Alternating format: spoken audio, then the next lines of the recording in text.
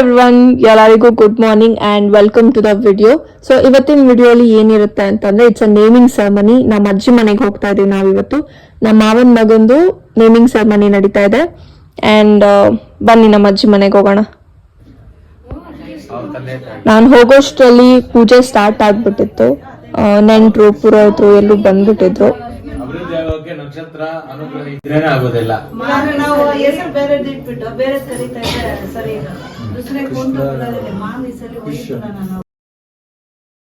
ನಮ್ ಫ್ಯಾಮಿಲಿಗೆ ಜಾಯಿನ್ ಆಗಿರೋಂತ ಮಗುಗೆ ಹೇಗ್ ವೆಲ್ಕಮ್ ಮಾಡಿದ್ವಿ ಅಂಡ್ ಏನಂತ ಹೆಸರಿಟ್ವಿ ಈ ವಿಡಿಯೋಲಿದೆ, ನೀವೇ ನೋಡಿ.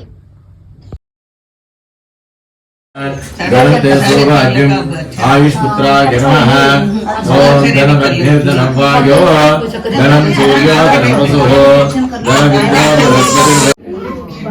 अच्छा भगवान को कुछ बच्चा का आरोग्य भाग्य सभी देखे अच्छा बंदे कृष्णामदेयस्य एतत् नामः करणः अंगादंगा घोषि माता नमः कृष्णामदेयस्य नामकरण मुहूर्त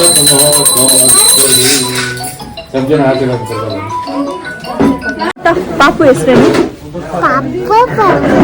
ಪಾಪು ಹೆಸರೇನು?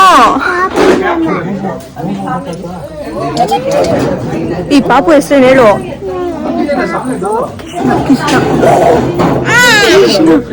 ಕೃಷ್ಣ ಕೃಷ್ಣ ಪಾಪು. ಪಾಪು ಹೆಸರೇನು? ನೀನ್ ಪಾಪುನಾ?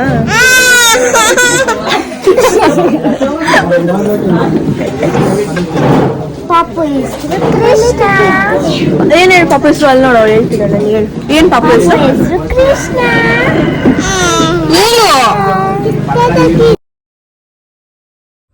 ಈಗ ಊಟದ ಟೈಮ್. ಸೊ ಎಲ್ಲ ಕೂತ್ಕೊಂಡು ಊಟ ಮಾಡ್ತಾ ಇದಾರೆ.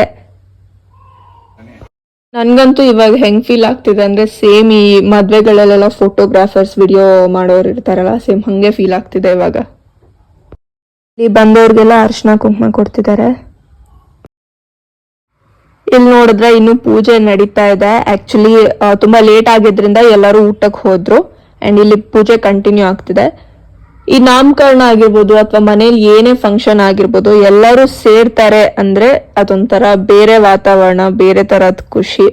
ಅಂಡ್ ಇವತ್ತು ಎಲ್ಲರ ಮುಖದಲ್ಲೂ ಆ ಖುಷಿ ಇದೆ. ಎಲ್ಲರೂ ಸೇರಿದೀವಿ and I am so happy. ಇವರು ಕೃಷ್ಣನ ತಾಯಿ, ಈಗ ನಾಮಕರಣ ಆಯ್ತಲ್ಲ ಆ ಮಗುವಿನ ತಾಯಿ ಇವರು.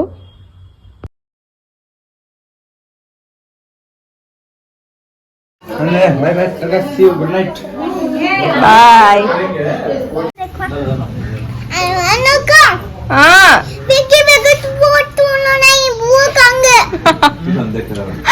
ಮತ್ತೆ छुट्टी तुम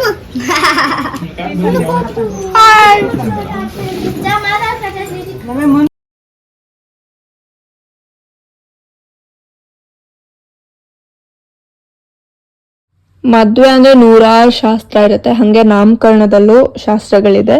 ಈಗ ನೀವು ನೋಡ್ತಾ ಇರೋದು ಹಸುನ ನಿಲ್ಲಿಸ್ಬಿಟ್ಟು ಅದ್ರ ಕೆಳಗಡೆಯಿಂದ ಮಗುನ ತಗೊಳ್ಳೋದು. ಇದು ಯಾಕೆ ಮಾಡ್ತಾರೆ ಅಂತ ನನಗೂ ಗೊತ್ತಿಲ್ಲ, ಬಟ್ ಇದು ಒಂದು ಶಾಸ್ತ್ರ.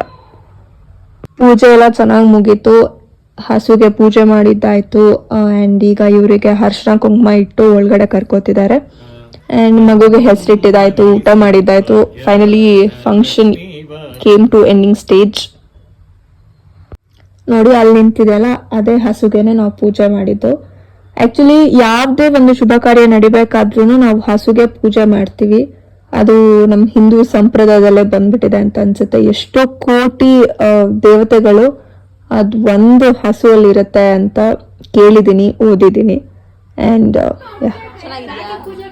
ಎಲ್ಲಾನು ಮಾರ್ನಿಂಗ್ ನಡೆದು ಈಗ ಈವ್ನಿಂಗ್ ಏನೇನ್ ನಡೆಯುತ್ತೆ ಅಂತ ನೀವು ಮುಂದೆ ವಿಡಿಯೋನಲ್ಲಿ ನೋಡಿ.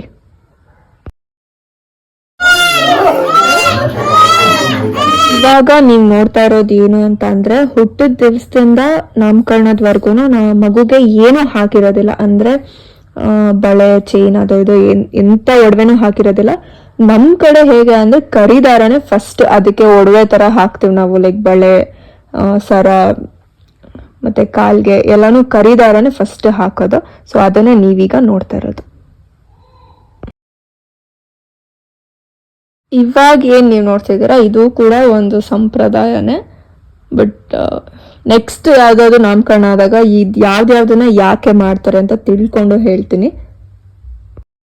ಶಾಸ್ತ್ರ ಸಂಪ್ರದಾಯ ಪೂಜೆ ಇದೆಲ್ಲಾನು ಆದ್ಮೇಲೆ ಪಾಪುನ ತೊಟ್ಲೊಳಗೆ ಹಾಕಿ ಏನಂತ ಹೆಸರಿಟ್ವಿ ಅಂತ ಅವರ ಸೋದರತ್ತೆ ಬಾಯಲ್ಲಿ ಹೇಳಿಸ್ತೀವಿ. ಆ್ಯಂಡ್ ಅವ್ರ ಸೋದರತ್ತೆ ಹೆಸರನ್ನ ಹೇಳ್ಬೇಕಾದ್ರೆ ಏನು ಮಾಡಿದ್ರು ನೀವೇ ನೋಡಿ. ಪಾಪ ಅವರು ಒಂದ್ಸಲಿ ಹೇಳಿದಾದ್ಮೇಲೆ ಇನ್ನೊಂದ್ಸಲಿ ಇಲ್ಲ ನೀನು ಕರೆಕ್ಟಾಗಿ ಹೇಳಿಲ್ಲ, ಇನ್ನೊಂದ್ಸಲಿ ಹೇಳು ಅಂತ ಚೆನ್ನಾಗಿ ಒಡ್ಡಾಕ್ಬಿಟ್ರು. ಆ್ಯಂಡ್ ಇದು ಕೂಡ ಒಂದು ರೀಸನ್ ಇದೆ ಯಾಕೆ ಅಂತ. ನಾನು ಕೇಳಿದಕ್ಕೆ ಅವ್ರು ಹೇಳಿದ್ದು ಏನು ಅಂತ ಅಂದ್ರೆ ಅವ್ರ ಹೆಸರು ಹೇಳ್ಬೇಕಾದ್ರೆ ಇವ್ರಿಗೆ ಹೊಡೆದು ಆ ಮಗು ಚುರುಕಾಗುತ್ತೆ ಅಂತ ಹೇಳಿದ್ರು.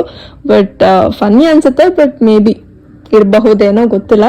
ಆ್ಯಂಡ್ ಓಕೆ, ನಾಮಕರಣ ಮುಗೀತು ಆ್ಯಂಡ್ ಆಲ್ಸೋ ಈ ವಿಡಿಯೋ ಕೂಡ ಮುಗಿತಾ ಬಂತು. ಥ್ಯಾಂಕ್ ಯು ಸೋ ಮಚ್ ಯಾರ್ಯಾರೆಲ್ಲ ಈ ವಿಡಿಯೋನ ಕೊನೆವರೆಗೂ ನೋಡಿದ್ರೆ ಎಲ್ಲರಿಗೂ thank you so much. And next video ಕಾಯ್ತಾರಿ. ಬಾಯ್.